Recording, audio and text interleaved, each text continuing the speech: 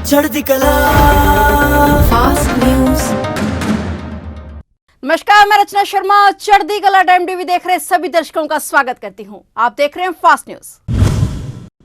राजधानी दिल्ली के प्रगति मैदान में स्थित भारत व्यापार संवर्धन संगठन के पुनर्विकसित परिसर का उद्घाटन 26 जुलाई को किया जाएगा। वाणिज्य मंत्रालय ने आज यह जानकारी देते हुए बताया कि इस परिसर में सितंबर में G20 नेताओं की बैठक होगी। परिसर का उद्घाटन प्रधानमंत्री नरेंद्र मोदी करेंगे। प्रगति मैदान पुनर्विकास परियोजना के तहत एकीकृत प्रदर्शनी सह सम्मेलन केंद्र को एक आधुनिक परिसर के रूप में बनाया जा रहा है। सरकार ने जनवरी 2017 में प्रगति मैदान के पुनर्विकास के ITPO के प्रस्ताव को मंजूरी देते हुए राष्ट्रीय राजधानी में स्थापित करने पर सहमति जताई थी। परियोजना की कुल लागत 2254 करोड़ रुपए है।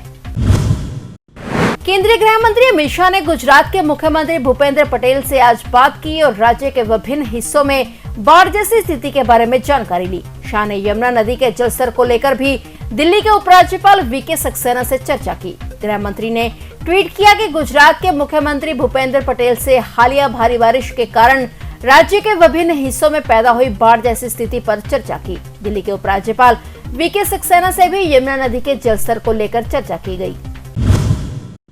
चीन ने एक बार फिर ताइवान के खिलाफ आक्रामकता दिखाई है। ताइवान के राष्ट्रीय रक्षा मंत्रालय ने बताया कि 37 चीनी मिलिट्री विमानों और 7 नौसैनिक जहाजों को ट्रैक किया गया। ये जहाज ताइवान के आसपास इलाकों में दिखाई दिए। चीनी सैन्य विमानों और नौसैनिक जहाजों को कई दिनों तक ट्रैक किया गया। उन्होंने 37 पीपल्स लिबरेशन आर्मी एयरफोर्स के सैन्य विमान और 7 पीपल्स लिबरेशन आर्मी नेवी जहाजों को ताइवान के आसपास ट्रैक किया है। रिपोर्ट के अनुसार कथित तौर पर 7 नौसेना जहाजों को चीनी सैन्य विमानों के साथ संयुक्त युद्ध तैयारी गश्ती करने के लिए भेजा गया था। J-10 लड़ाकू विमानों ने मध्य रेखा के उत्तरी, मध्य और दक्षिणी खंड को पार कर लिया।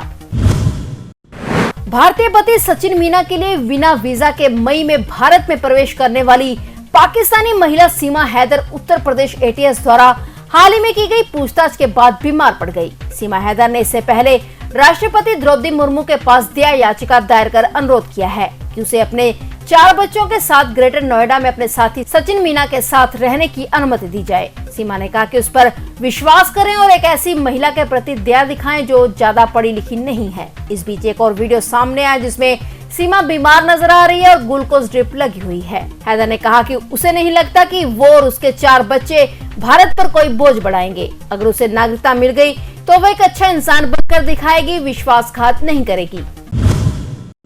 सीएम भगवंत मान का नंगल पहुंचकर अधिकारियों से मीटिंग करने के बाद भाखड़ा डैम को लेकर बड़ा बयान सामने आया है। भाखड़ा डैम को लेकर उन्होंने पंजाबियों को भरोसा दिया है कि कोई भी घबराने की जरूरत नहीं है, हालात पूरी तरह से कंट्रोल में है, कोई भी खतरे की बात नहीं है। सीएम मान ने कहा कि अलग-अलग नहरों और नालों की सफाई नहीं हुई है। उन्होंने कहा कि सालों से ये सफाई नहीं हुई है, कई नहरें बनाने की तैयारी की जा रही है। साथ ही उन्होंने ये भी कहा कि बाढ़ के कारण शुरुआती जांच में 1000 करोड़ रुपए का नुकसान सामने आया है। आने वाले दिनों में इन आंकड़ों में और भी इजाफा हो सकता है। बता दें कि सीएम मान भाखड़ा डैम के दौरे पर थे। सीएम मान नंगल पहुंचकर अधिकारियों से मीटिंग करने पहुंचे और भाखड़ा डैम के बारे में स्थिति का जायजा लिया। इसके बाद उन्होंने पंजाबियों को भरोसा देते हुए कहा कि भाखड़ा डैम की स्थिति कंट्रोल में है और कोई खतरे की बात नहीं है।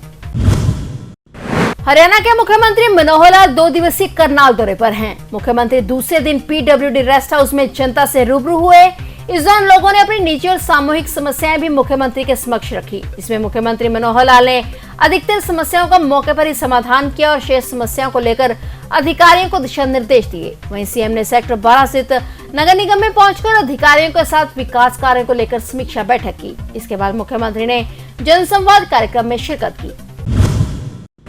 यमुनानगर में 11 साल की बच्ची के साथ गैंगरेप का मामला सामने आया है। पीड़ित परिवार ने 4 लोगों के खिलाफ शिकायत दर्ज करवाई है। सभी आरोपी फिलहाल फरार हैं। पुलिस ने यमुनानगर के सिविल अस्पताल में नाबालिग का मेडिकल कराया है। लड़की के पिता ने बताया कि 4 लड़कों ने लड़की को कार में ले जाकर गैंगरेप किया है। कुछ लड़के नाहरपुर गाँव के हैं तो कुछ दूसरे गाँव के हैं। पीड़ित परिवार ने दोषियों के खिलाफ सख्त से सख्त सजा की मांग की है। वहीं पुलिस ने दोषियों को जल्द से जल्द गिरफ्तार करने की बात कही है।